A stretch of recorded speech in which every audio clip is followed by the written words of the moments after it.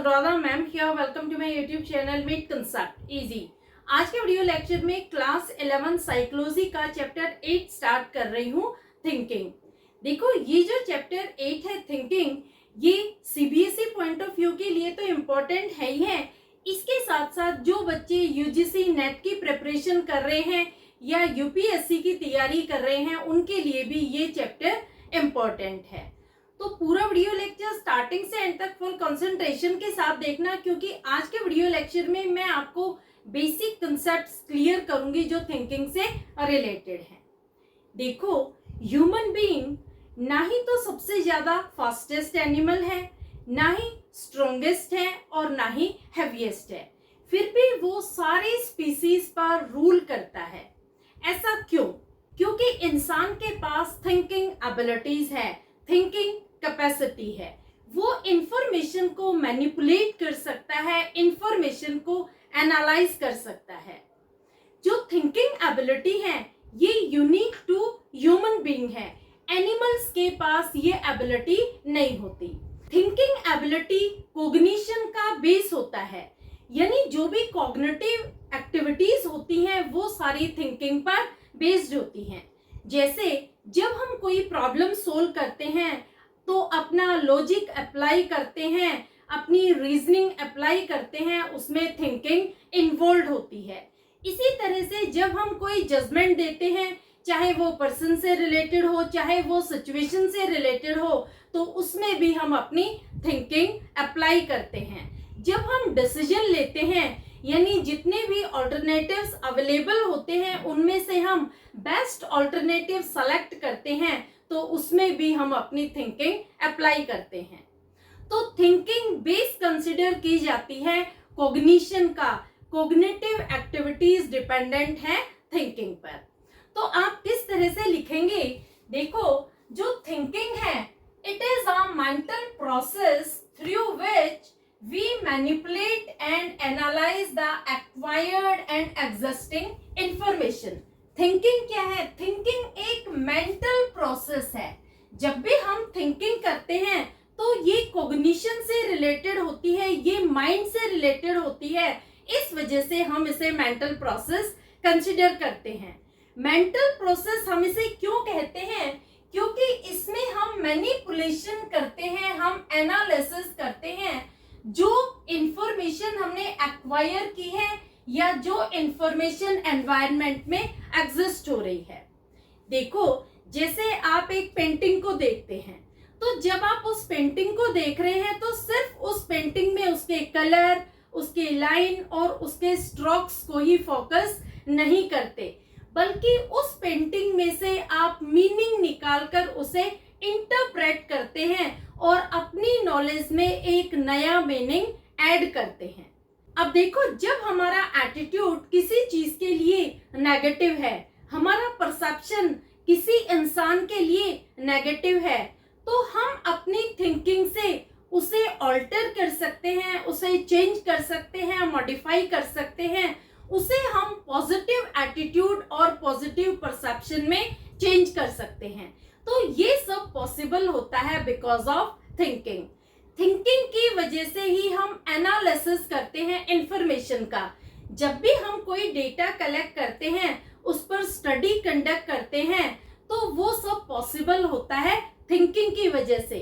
क्योंकि थिंकिंग से ही हम एक कंक्लूजन डिराइव करते हैं, एक रिजल्ट फाइंड आउट करते हैं और उस रिजल्ट को हम वेरीफाई करते हैं हाइपोथेसिस से, उसे मैच करते हैं हाइपोथेसिस से, और अगर वो मैच हो जाता है तो उसे हम एक थ्योरी में कन्वर्ट कर देते हैं। ये सब हम साइकोलॉजिकल एक्सपेरिमेंट में करते हैं। तो ये सब पॉसिबल होता है बिकॉज ऑफ थिंकिंग। तो आपको समझ में आया थिंकिंग को हम मेंटल प्रोसेस क्यों कहते हैं? क्योंकि इसमें हम इंफॉर्मेशन को मैनिपुलेट कर सकते हैं और इंफॉर्मेशन को एनालाइज कर सकते हैं। मैनिपुलेशन का मतलब होता है ऑल्टरेशन, मॉडिफिकेशन, चेंजेस, और एनालिसिस में हम रिजल्ट फाइंड आउट करते हैं, कंक्लूजन फाइंड आउट करते हैं, ताकि उस इंफॉर्मेशन को हम प्रॉपरली एनवायरनमेंट में यूज कर सके। क्लियर? तो ये होती है थिंकिंग। देखो, जो थिंकिंग है ये एक कॉग्निटिव एक्टिविटी है। जो हमारा कॉग्निशन है ये थिंकिंग पर बेस्ड होता है। इस वजह से थिंकिंग में बहुत सारी एक्टिविटीज इन्वॉल्व होती है। जैसे थिंकिंग इन्वॉल्व्स प्रॉब्लम सॉल्विंग। जब हम कोई भी प्रॉब्लम सोल्व करते हैं, जैसे सपोज आप मैथ का ही कोई सम कर रहे हैं, तो उस सम को सोल्व करने के लिए आप अपनी थिंकिंग अप्लाई करेंगे। रीजनिंग, जब भी हम रीजनिंग करते हैं यानी किसी भी सिचुएशन के पीछे हम रीजन फाइंड आउट करते हैं, तो हम अपनी थिंकिंग अप्लाई करते हैं, अपना लॉजिक अप्लाई करते हैं। जजिंग, जब भी हम कोई जजमेंट देते हैं, चाहे हम पर्सन के बारे में जजमेंट दे रहे हो, चाहे किसी सिचुएशन के बारे में जजमेंट दे रहे हो, तो हम अपना लॉजिक, अपनी थिंकिंग अप्लाई करते हैं। इसी तरह से डिसीजन मेकिंग, डिसीजन मेकिंग में हम जितने भी ऑप्शंस अवेलेबल होते हैं, ऑल्टरनेटिव्स अवेलेबल होते हैं, उनमें से एक बेस्ट ऑल्टरनेटिव डिसाइड करते हैं। वहां पर भी अपने थिंकिंग हम अप्लाई करते हैं। इसी तरह से एक चीज और है क्रिएटिव थिंकिंग। क्रिएटिव थिंकिंग में यूनिकनेस होती है, नयापन होता है, नोवेल्टी होती है, तो ये भी थिंकिंग का ही एक पार्ट है। तो आपको समझ में आया, जो भी कॉग्निटिव एक्टिविटीज होती हैं ये सारी बेस्ड होती हैं थिंकिंग पर। Clear? Next point is thinking is organised and goal oriented. देखो, थिंकिंग ये एक ऑर्गेनाइज्ड प्रोसेस है, क्योंकि हमारा विजन हमेशा फैक्ट और एक्सपीरियंसेस पर बेस्ड होता है। जैसे एक्सपीरियंसेस हम लाइफ में गेन करते हैं, जैसे फैक्ट्स हमारे सामने आते हैं, वैसे ही थिंकिंग हम डेवलप कर लेते हैं। तो थिंकिंग ये एक ऑर्गेनाइज्ड प्रोसेस होता है। इसके साथ साथ ये गोल ओरिएंटेड प्रोसेस भी है। जब भी हम थिंकिंग करेंगे, किसी गोल को अचीव करने के लिए थिंकिंग करेंगे, किसी रीजन की वजह से थिंकिंग करेंगे, विदाउट गोल हम थिंकिंग नहीं करते। तो जब हम थिंकिंग कर रहे हैं, इसका मतलब हमारा कोई ना कोई गोल है, और उस गोल को अटेन करने के लिए, उस गोल को अचीव करने के लिए हम थिंकिंग कर रहे हैं। तो थिंकिंग एक ऑर्गेनाइज्ड और गोल ओरिएंटेड प्रोसेस होता है। Next point is thinking is an internal mental process which can be inferred from overt behaviour. देखो, क्या आप थिंकिंग को देख सकते हो? नहीं। थिंकिंग एक इंटरनल मेंटल प्रोसेस होता है, यानी जब हम थिंकिंग करते हैं तो हमारी थिंकिंग को सामने वाला पर्सन देख नहीं सकता, लेकिन वो हमारे स्ट्रेटजीज को इन्फर कर सकता है कि हम क्या सोच रहे हैं। जैसे देखो, एक चेस प्लेयर जब नेक्स्ट मूव के लिए थिंकिंग करता है, तो सामने वाला पर्सन उसकी थिंकिंग को ओवर्ट बिहेवियर के थ्रू एनालाइज कर सकता है। ओवर्ट बिहेवियर क्या होता है? जिस बिहेवियर को हम देख सकते हैं, तो उसके ओवर्ट बिहेवियर में उसके थिंकिंग दिखाई देती है। वो उसकी स्ट्रेटजीज को इन्फर कर सकता है कि इसकी नेक्स्ट मूव क्या होगी। तो समझ में आया, थिंकिंग ये एक इंटरनल मेंटल प्रोसेस होता है, लेकिन इसे हम इन्फर कर सकते हैं थ्रू ओवर्ट बिहेवियर। क्लियर? तो ये सारे इंपॉर्टेंट पॉइंट्स है जो आपको थिंकिंग के बारे में लिखने हैं। क्लियर? अब मैं आपको नेक्स्ट पॉइंट बता रही हूं, वो है building blocks of thinking. Building blocks क्या होते हैं? बिल्डिंग ब्लॉक्स ये ऐसी चीजें होती हैं जो थिंकिंग में हेल्प करती हैं। तो देखो, बिल्डिंग ब्लॉक्स ऑफ थिंकिंग में दो चीजें होती हैं, एक है मेंटल इमेज और दूसरे हैं कंसेप्ट्स। मेंटल इमेज क्या होती है? Mental representation of sensory experiences. For example, feeling blank map. देखो, मेंटल इमेज क्या होता है? मेंटल इमेज ये एक विजुअल रिप्रेजेंटेशन होता है जो थिंकिंग में हमें हेल्प करता है। जब भी हम कोई भी चीज याद करते हैं, तो अपने माइंड में उस चीज का एक विजुअल रिप्रेजेंटेशन करते हैं, उस चीज की एक मेंटल इमेज बना लेते हैं। और जब हमें उस मेंटल इमेज की रिक्वायरमेंट होती है, तो हम उसे यूज करके अपने टारगेट को अचीव करते हैं। जैसे एग्जामिनेशन में आप मैप कैसे फिल करते हैं?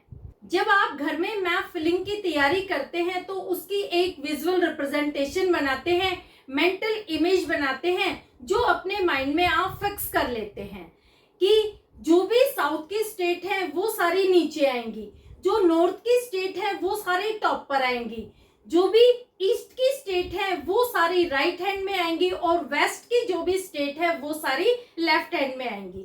ये आपने क्या करा, ये आपने मैप का एक विजुअल रिप्रेजेंटेशन बना लिया। यानी अगर हमें केरल भरना है मैप में तो आप कहाँ भरेंगे, हम मैप के नीचे भरेंगे, बॉटम में भरेंगे, क्योंकि साउथ कहाँ आता है, साउथ हमने विजुअल रिप्रेजेंटेशन में तैयार किया है कि मैप के बॉटम में आएगा, मैप के नीचे की तरफ आएगा। अगर हमें जम्मू कश्मीर भरना है तो कहाँ भरेंगे, उसे हम मैप के टॉप में भरेंगे, क्योंकि जो विजुअल रिप्रेजेंटेशन आपने घर में तैयार किया है उस विजुअल रिप्रेजेंटेशन को आप एग्जामिनेशन में यूज करते हैं, आप माइंड आई से मैप को फिल करते हैं। ये होती है मेंटल इमेज। क्लियर। दूसरा इसमें पॉइंट आता है forming visual image of the situation. इसमें आप किसी भी सिचुएशन के लिए विजुअल रिप्रेजेंटेशन यूज करते हैं। जैसे देखो, आप बाई रोड ट्रेवल करके कहीं जा रहे हैं जहां आप बहुत साल पहले गए थे, तो यहाँ पर आप अपना विजुअल रिप्रेजेंटेशन यूज करते हैं कि यहाँ पर एक रोड था, यहाँ एक पार्क था, यहाँ एक गली थी, यहाँ एक बहुत बड़ी बिल्डिंग थी। तो इस तरह से अपनी मेंटल इमेज को यूज करते हुए आप अपने डेस्टिनेशन पर पहुंच जाते हैं। तो मेंटल इमेज वही होती है जिसमें हम विजुअल रिप्रेजेंटेशन करते हैं, हम अपने माइंड में एक मैप फिक्स कर लेते हैं, एक इमेज बना लेते हैं जो हमारी थिंकिंग में हेल्प करती है। मेंटल इमेज में हम किसी भी सिचुएशन को अपने माइंड में विजुअलाइज कर लेते हैं। जैसे देखो, मैं आपसे कह रही हूँ कि आप इमेजिन करो एक कैट है जो एक ट्री पर बैठी हुई है, उसकी टेल रेज्ड और कर्व्ड है। तो इस सिचुएशन को आप अपने माइंड में विजुअलाइज कर लेंगे, कैट की आप एक मेंटल इमेज अपने माइंड में बना लेंगे। तो समझ आया, जो मेंटल इमेज है ये एक बिल्डिंग ब्लॉक है थिंकिंग का, जो हमें थिंकिंग प्रोसेस में हेल्प करता है। इसके साथ साथ वर्ड्स भी होते हैं जो हमें थिंकिंग में हेल्प करते हैं। जैसे देखो, आपको एक स्टोरी बुक बहुत पसंद है जो एक पर्टिकुलर ऑथर की है। जब आप उसे सर्च करते हैं तो आप उन वर्ड्स को याद करते हैं जो उस बुक में लिखे हैं। आप फ्रंट पेज पर, कवर पेज पर क्या लिखा है उन वर्ड्स को याद करके थिंकिंग करते हैं। इसी तरह से जब आप एग्जामिनेशन में बैठे होते हैं तो आप क्या थिंकिंग करते हैं, आप उन वर्ड्स को थिंकिंग करते हैं जो आपके टेक्स्ट बुक में लिखे थे, जो आपने नोट्स में लिखे थे, और आप उस थिंकिंग को अप्लाई करके अपना पेपर लिखते हैं। तो समझ आया, जो मेंटल इमेज है वो थिंकिंग में हेल्प करती है, इसके साथ साथ वर्ड्स भी थिंकिंग में हेल्प करते हैं। क्लियर। जो दूसरा बिल्डिंग ब्लॉक है वो है concepts. Mental representation of different categories. We try to identify object by extracting its features and matching with category. देखो, concepts क्या होते हैं? Concepts mental representation होते हैं डिफरेंट कैटेगरीज के। जब भी हम अपने माइंड में इंफॉर्मेशन स्टोर करते हैं तो हम हमेशा कैटेगरी की फॉर्म में उसे स्टोर करते हैं। जो भी कैटेगरी हमारे माइंड में बनी होती है वो कैरेक्टरिस्टिक के बेस पर बनी होती है। हमारे माइंड में बहुत सारी कैटेगरीज हैं, जैसे फ्रूट्स की अलग कैटेगरी है, एनिमल की अलग कैटेगरी है, फर्नीचर की अलग कैटेगरी है। तो अलग अलग कैटेगरी के अलग अलग कैरेक्टरिस्टिक्स होते हैं, अलग अलग फीचर्स होते हैं। एनवायरनमेंट में जब भी हम किसी ऑब्जेक्ट को देखते हैं तो उसके कैरेक्टरिस्टिक से हम कैटेगरी के कैरेक्टरिस्टिक को मैच करते हैं, और जिस कैटेगरी से वो कैरेक्टरिस्टिक मैच होते हैं उसी कैटेगरी में हम उसे डाल देते हैं। जैसे देखो, व्हेन वी सी टेबल और orange we categorise them piece of furniture और फ्रूट रिस्पेक्टिवली। जब आप टेबल देखते हैं तो टेबल फर्नीचर के कैरेक्टरिस्टिक से मैच करते हैं, तो टेबल के कैरेक्टरिस्टिक को आप फर्नीचर की कैटेगरी में डालेंगे। जब आप ऑरेंज को देखते हैं तो ऑरेंज के कैरेक्टरिस्टिक को आप फ्रूट के कैरेक्टरिस्टिक से मैच करते हैं, तो उसे आप फ्रूट की कैटेगरी में डालेंगे। इसी तरह से जब आप एक डॉग को देखते हैं तो उसके कैरेक्टरिस्टिक को एनिमल के कैरेक्टरिस्टिक से मैच करते हैं और उसे एनिमल की कैटेगरी में डालते हैं। आप कैसे आइडेंटिफाई करते हैं किसी भी पर्टिकुलर चीज को कि ये वेजिटेबल्स है, ये फ्रूट्स हैं, ये बॉटल्स है, ये बुक्स है, ये बैग है, ये पेन है, ये पेंसिल है। हम उनके कैरेक्टरिस्टिक को आइडेंटिफाई करते हैं।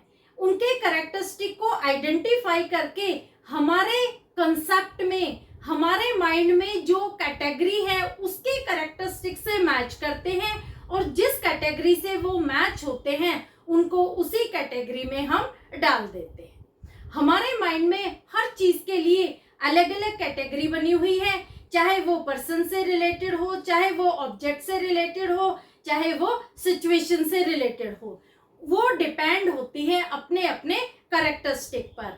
और जब भी एनवायरनमेंट में कोई भी नई चीज हम देखते हैं तो उस चीज के कैरेक्टरिस्टिक को हम मैच करते हैं एग्जिस्टिंग कैटेगरी के कैरेक्टरिस्टिक से। समझ में आ गया? अब देखो इसमें एक और चीज है, concepts are organised and labelled library that make our entire process quick and efficient. जो कंसेप्ट्स होते हैं ये प्रॉपर्ली ऑर्गेनाइज्ड और लेबल्ड होते हैं। जैसे लाइब्रेरी में बुक्स प्रॉपर्ली लेबल्ड होती हैं, प्रॉपर्ली ऑर्गेनाइज्ड होती हैं। जब आपको जो बुक चाहिए इजीली आप उसे सर्च कर सकते हैं, क्विकली सर्च कर सकते हैं, एफिशिएंटली उसे सर्च कर सकते हैं, ताकि आपका टाइम और एनर्जी दोनों ही सेव हो। इसी तरह से हमारे माइंड में इंफॉर्मेशन कैटेगरी की फॉर्म में प्रॉपर्ली मैनेज्ड होती है, प्रॉपर्ली लेबल्ड होती है। जब हमें उन इंफॉर्मेशन की रिक्वायरमेंट होती है तो हम अपने कॉग्निशन को अप्लाई करते हैं और मेंटल रिप्रेजेंटेशन करते हैं। तो समझ में आया किस तरह से हम कंसेप्ट को यूज करते हैं किसी भी चीज को आइडेंटिफाई करने के लिए, किसी चीज का मेंटल रिप्रेजेंटेशन करने के लिए। क्लियर? अब आता है next point, level of understanding concept. देखो 3 तरह के लेवल बताए गए हैं। पहला है सुपर ऑर्डिनेट लेवल जो है हाईएस्ट लेवल, दूसरा है बेसिक लेवल जिसे हम जानते हैं इंटरमीडिएट लेवल के नाम से, और तीसरा है सबऑर्डिनेट लेवल जो है lowest level. While speaking we use basic level concept like I saw a dog. देखो ये जो कंसेप्ट्स होते हैं इनके 3 लेवल होते हैं। पहला है सुपर ऑर्डिनेट लेवल जिसे हम हाईएस्ट लेवल के नाम से जानते हैं, दूसरा है बेसिक लेवल जिसे इंटरमीडिएट लेवल के नाम से जानते हैं, और तीसरा है सबऑर्डिनेट लेवल जो होता है लोएस्ट लेवल। जब भी हम बातचीत करते हैं तो हम बेसिक लेवल यूज करते हैं, कभी भी हम सुपर ऑर्डिनेट लेवल और सबऑर्डिनेट लेवल यूज नहीं करते। बेसिक लेवल कैसे? जैसे आई सॉ अ डॉग। आप कभी भी ऐसे नहीं कहेंगे कि मैंने एक एनिमल देखा जिसकी 4 लेग थी, एक टेल थी, जो स्ट्रेंजर्स पर बार्क करता था। ऐसे आप कभी नहीं कहेंगे, आप सिंपली बोलेंगे आई सॉ अ डॉग। तो बातचीत में हम बेसिक लेवल यूज करते हैं जिसका दूसरा नाम है intermediate level. Super ordinate level और सबऑर्डिनेट लेवल हम यूज नहीं करते। क्लियर? अब इसमें एक चीज और आती है, वो है प्रोटोटाइप। प्रोटोटाइप क्या होता है? Best representation member of the category. For example cup. देखो ज्यादातर कंसेप्ट्स ओवरलैपिंग होते हैं, एम्बिगुअस होते हैं, फजी होते हैं, वो पुअरली डिफाइंड होते हैं। जब भी हम अपने माइंड में कोई भी कंसेप्ट बनाते हैं तो उसके लिए हम एक बेस्ट रिप्रेजेंटेशन करते हैं, एक परफेक्ट इमेज बनाते हैं कि इस पर्टिकुलर चीज की ये परफेक्ट इमेज होगी। लेकिन ज्यादातर जो भी कंसेप्ट्स होते हैं वो ओवरलैपिंग होते हैं। जैसे आप बोल रहे हैं पेन, तो पेन में तो बहुत सारे पेन आते हैं, चाहे वो स्केच पेन हो, चाहे वो कलर पेन हो, चाहे वो बॉल पेन हो। तो इस तरह से एक कंसेप्ट में बहुत सारी चीजें आती हैं जो एक दूसरे को ओवरलैप करती हैं, लेकिन हम अपने माइंड में बेस्ट रिप्रेजेंटेशन मेंबर बनाते हैं उस पर्टिकुलर कैटेगरी का। मैंने यहाँ एग्जाम्पल दिया है कप का। आपने अपने माइंड में कप के लिए एक परफेक्ट इमेज बनाई है, एक बेस्ट रिप्रेजेंटेशन बनाया है। कप कैसा होता है? देखो, कप कॉन्क्रीट ऑब्जेक्ट होता है जो कनकेव होता है, कैन होल्ड सॉलिड और लिक्विड एंड हैव हैंडल्स। आपने अपने माइंड में कप के लिए एक प्रॉपर इमेज बनाई है, एक परफेक्ट रिप्रेजेंटेशन किया है कि कप कैसा होता है। कप एक कॉन्क्रीट ऑब्जेक्ट होता है, उसकी शेप कनकेव होती है, उसमें दोनों ही चीजें हम डाल सकते हैं, चाहे लिक्विड हो चाहे सॉलिड, और उसके हैंडल होते हैं। तो ये क्या है? ये एक प्रोटोटाइप है। आपने इस कंसेप्ट का एक बेस्ट रिप्रेजेंटेशन कर रखा है, एक प्रॉपर इमेज डेवलप कर रखी है अपने माइंड में। इसे हम कहते हैं प्रोटोटाइप। प्रोटोटाइप में हम किसी भी कंसेप्ट के बारे में एक बेस्ट रिप्रेजेंटेशन अपने माइंड में डेवलप कर लेते हैं, एक विजुअल इमेज बना लेते हैं, और जब कोई उस ऑब्जेक्ट के बारे में बात करता है तो हमारे माइंड में वही इमेज क्लिक करती है, वही चीज ट्रिगर करती है कि इस पर्टिकुलर चीज में ये कैरेक्टरिस्टिक्स होते हैं, तो उसे हम कहते हैं प्रोटोटाइप। क्लियर? अब देखो, जो कप है ये ओवरलैपिंग कंसेप्ट है। कप में बहुत सारी शेप होती है, कोई बाउल शेप का होता है, कोई वाश शेप का होता है, कोई लॉन्ग शेप का होता है, लेकिन हमने जो बेस्ट रिप्रेजेंटेशन किया है वो क्या है कि कप कनकेव शेप का होता है। तो जो बेस्ट रिप्रेजेंटेशन हम अपने माइंड में करते हैं उसे हम कहते हैं प्रोटोटाइप। तो समझ आया आपको प्रोटोटाइप क्या होता है? प्रोटोटाइप किसी भी पर्टिकुलर कॉन्सेप्ट का एक बेस्ट रिप्रेजेंटेटिव मेंबर होता है जो हम अपने माइंड में विजुअलाइज कर लेते हैं, उसकी एक इमेज डेवलप कर लेते हैं, और जब भी उस पर्टिकुलर ऑब्जेक्ट के बारे में बात की जाती है तो उसी इमेज को हम विजुअली रिप्रेजेंट करते हैं, उसी मेंटल इमेज का हम विजुअल रिप्रेजेंटेशन करते हैं। क्लियर? तो होपफुली यहाँ तक आपको सारे टॉपिक अच्छे से समझ में आ गए होंगे। प्रोटोटाइप तक आगे का पार्ट मैं लूंगी नेक्स्ट वीडियो लेक्चर में। आप मेरे चैनल को सब्सक्राइब जरूर कर लेना, क्योंकि पूरा चैप्टर थिंकिंग में आपको डिटेल में एज पर एनसीईआरटी एक्सप्लेन करूंगी। ये जो भी मैं आपको बता रही हूँ ये स्ट्रिक्टली एज पर एनसीईआरटी में आपको एक्सप्लेन करती हूँ।